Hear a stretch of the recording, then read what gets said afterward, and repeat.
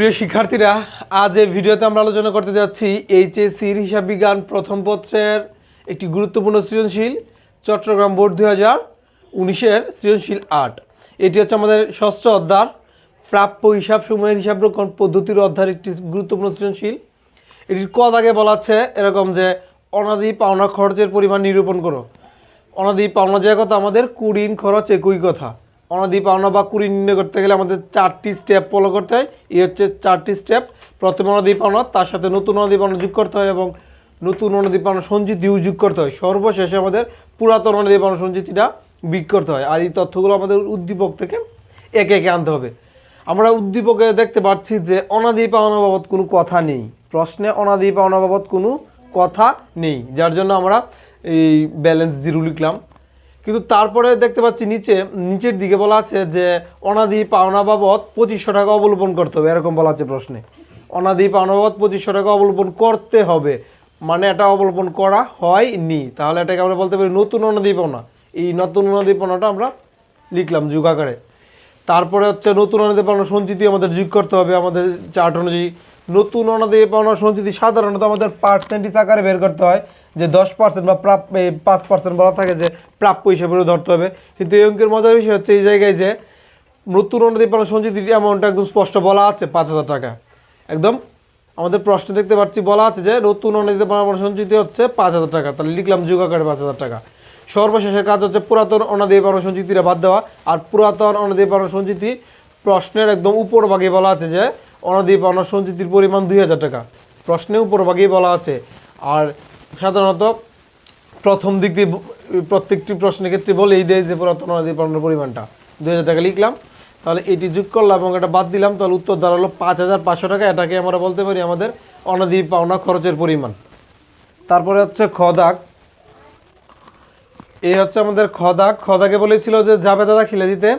জাবেদা সাধারণত এই অধ্যায়ের ক্ষেত্রে আমাদের 4টি জাবেদা হয়। প্রথমটি হচ্ছে লিখিত জাবেদা, তারপরটি অলিখিত জাবেদা, তারপরটি হচ্ছে নতুন অনাদি পাওনা সঞ্চিত জাবেদা, আর সর্বশেষটি হচ্ছে অনাদি পাওনা বন্ধের জাবেদা। 4টি জাবেদা হয়। আর জাবেদা আমাদের লিখার পদ্ধতি হচ্ছে আমাদের এই কাজ থেকে। এখানে কাজের যে 4টি স্টেপ ছিল, এই 4টি স্টেপের যদি আমাদের প্রত্যেকটি টাকা থাকে তাহলে আমরা 4টি জাবেদায় দিব। আর যদি এই প্রথম 2টি থেকে যে কোনো একটা মিসিং থাকে তাহলে আমরা 3টি জাবেদা দেবো। এখানে দেখতে পাচ্ছি অনাদি পাওনা, মানে যেটাকে বলি আমরা লিখিত অনাদি পাওনা, তার টাকা নেই, যার জন্য আমরা 3টি জাবেদা দিয়েছি। আর যদি এই লিখিত অনাদি পাওনার পরিমাণটা দেওয়া থাকতো প্রশ্নে তাহলে আমরা 4টা জাবেদায় দিতাম। আর একটি মজার বিষয় হচ্ছে এটাই যে লিখিত এবং অলিখিত এই দুটির জাবেদাই সেম।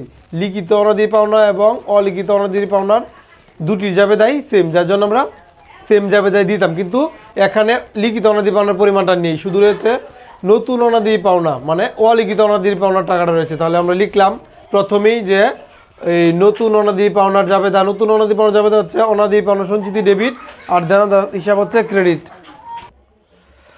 তাহলে আমাদের নতুন অনাদি পাওনা জাবেদার হচ্ছে এরকম অনাদি পাওনা সঞ্চিতি ডেবিট, দেনাদার হিসাব ক্রেডিট। আর নতুনের টাকার পরিমাণটা আমরা এই জায়গাতে নেব, টাকা হচ্ছে 2500 টাকা। তাহলে আমরা ডেবিট দিক দিয়ে লিখবো 2500, ক্রেডিট দিক দিয়ে লিখবো 2500। তারপর জাবেদা হচ্ছে মূলত নতুন অনাদি পাওনা সঞ্চিতির জাবেদাটা আছে। নতুন অনাদি পাওনা সঞ্চিতির জাবেদাটা জন্য অ্যামাউন্টটা আমরা নতুন অনাদি পাওনা সঞ্চিতির টাকাটাই বসাবো 5000 টাকা। এখানে যেহেতু আমরা নতুন অনাদি পাওনা সঞ্চিতির টাকা বসাবো আর বন্ধের টাকা বসাবো, সেম হতে হবে। আর সেমের জন্য আমাদের অবশ্যই কাজের টাকাটা নিতে হবে। তাহলে কাজের টাকা হচ্ছে টোটাল 5500 টাকা। তাহলে এই জায়গায় আমাদের 5500 টাকা হবে। আর বন্ধের জন্য সেম টাকাটা হবে, কারণ আমরা এই নতুন অনাদি পাওনা সঞ্চিতিটাকে এখানে বন্ধ করছি। তাহলে এখানে আমরা লিখবো 5500 টাকা। এখানে 3টি জাবেদার হওয়ার একটি কারণ, এখানে প্রথমেই যে অনাদি পাওনাটা ছিল তার পরিমাণটা ছিল না। যদি থাকতো টাকাটা তাহলে আমরা 4টা দিতাম। আর যেহেতু এখানে নেই আজ, যার জন্য আমরা 3টি জাবেদা দিয়েছি। আর এটা হচ্ছে আমাদের অনাদি পাওনা, লিখিত অনাদি পাওনা বা নতুন অনাদি পাওনার টাকাটা। আর এই দুটো টাকা হচ্ছে আমাদের কাজের টাকাটা। আগে আমরা যা টাকা পেয়েছি সেই টাকাটাই আমরা এই দুই জায়গায় লিখব। তারপর হচ্ছে গদাগে বলেছে যে খতিয়ান। গদাগে বলেছে যে আমাদের 2টি খতিয়ান করতে হবে। প্রথমে বলেছে যে অনাদি পাওনা সঞ্চিতির খতিয়ান, তারপর হচ্ছে দেনাদার। আর অনাদি পাওনা সঞ্চিতির খতিয়ান করতে গেলে আমাদের প্রথমে একটা ব্যালেন্স লিখতে হয়, মানে যেটাকে আমরা ব্যালেন্স বিডি বলি। তাহলে ব্যালেন্স বিডির পরিমাণটা প্রশ্নে স্পষ্ট বলে দিয়েছে যে অনাদি পাওনা সঞ্চিতির টাকা হচ্ছে 2000 টাকা। আর অনাদি পাওনা সঞ্চিতি যেহেতু ক্রেডিট দিতে প্রকাশ করে, আমরা এই টাকাটা আমরা অবশ্যই ক্রেডিট পাশে 2000 টাকা লিখবো। তারপরে জাবেদা থেকে আমাদের দেখবো যে অনাদি পাওনা কথাটা কয়বার রয়েছে। আমরা যে জাবেদা করেছিলাম কিছুক্ষণ আগে খোঁজ আগে, সেখানে কিন্তু আমাদের অনাদি পাওনা কথাটা অনাদি পাওনা সঞ্চিতি কথাটা দুইবার ছিল। তার জন্য আমাদের দুইবার তার বিপরীত নামগুলো আনতে হবে। প্রথমটা ছিল যে এরকম জাবেদাটা যে লিখিত অনাদি পাওনা জাবেদাটা যে অনাদি পাওনা সঞ্চিতি ডেবিট, দেনাদার হিসাব ক্রেডিট, তাহলে আমাদের বিপরীত নাম আসবে এখানে দেনাদার। লিখলাম যে বিপরীত নামটা দেনাদার হিসাব, কিন্তু অনাদি পাওনার পজিশন ছিল ডেবিট দিক দিয়ে, যার জন্য আমরা ডেবিটে টাকাটা বসাবো যা ছিল তাই লিখলাম। তারপরে জাবেদাটা নিচে দেখতে পাচ্ছিলাম যে অনাদি পাওনা সঞ্চিতি রয়েছে, অনাদি পাওনা হিসাব ডেবিট, অনাদি পাওনা সঞ্চিতি হিসাব ক্রেডিট, এরকম জাবেদাটা। তাহলে এর বিপরীত নাম হিসাবে আমরা অবশ্যই আনতে পারি এখানে অনাদি পাওনা। এখানে লিখবো আমরা অনাদায়ী পাওনা হিসাব, কিন্তু অনাদি পাওনা সঞ্চিতি ছিল ক্রেডিট দিক দিয়ে, আর টাকার পরিমাণটা ছিল 5,500। তাহলে এখনও ব্যালেন্সটা নামাবো, এটা হচ্ছে ক্রেডিট আর এটা হচ্ছে ডেবিট। এই টাকাটা বেশি, তাহলে 2500 থেকে আমাদের 2000 টাকা বাদ দিয়ে 500 টাকা লিখবো ডেবিট দিক দিয়ে।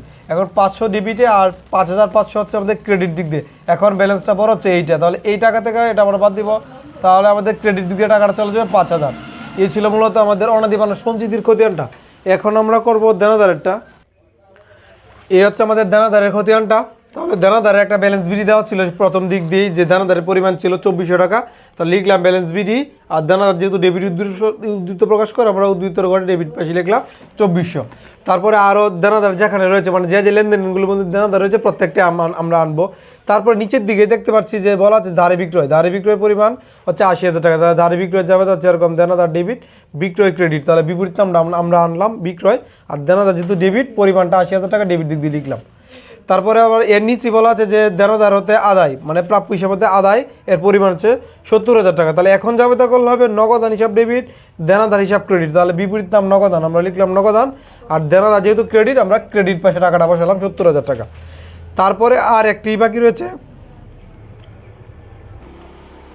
তারপরে যে আরেকটা জাবেদা সেটা হচ্ছে আমাদের যে নতুন অনাদি পাওনা সঞ্চিতির জাবেদাটা, সেটা হচ্ছে অনাদি পাওনা এই নতুন অনাদি পাওনা জাবেদাটা, যেটা ছিল জাবেদার মধ্যে যে অনাদি পাওনা সঞ্চিতি হিসাব ডেবিট আর দেনাদার হিসাব ক্রেডিট।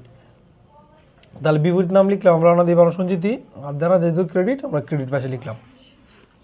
এখন আমাদের ব্যালেন্সগুলো নামাতে হবে। এখানে ডেবিট দিক দিয়ে দেখতে পাচ্ছি 24, আর একটা ডেবিট দিক দিয়ে দেখতে পাচ্ছি 80। তাহলে এই দুইটা ফিগার যদি আমরা যোগ করি উত্তর পাবো 1,04,000 ডেবিট দিক দিয়ে থাকবে, কিন্তু এর পরের টাকাটা হচ্ছে ক্রেডিট দিয়ে 70,000 টাকা। তাহলে 1,40,000 থেকে আমাদের 1,04,000 থেকে আমাদের 70 বাদ দিতে হবে, তাহলে পাবো আমরা 34,000। আর এই 34,000 থেকে আর আমাদের এখন বাদ দিতে হবে 2,500 টাকা, কারণ এটা যেহেতু ক্রেডিটে, তাহলে এই ব্যালেন্স থেকে এটা বাদ দিলে আমাদের হচ্ছে 31,500। এটা হচ্ছে আমাদের উত্তর।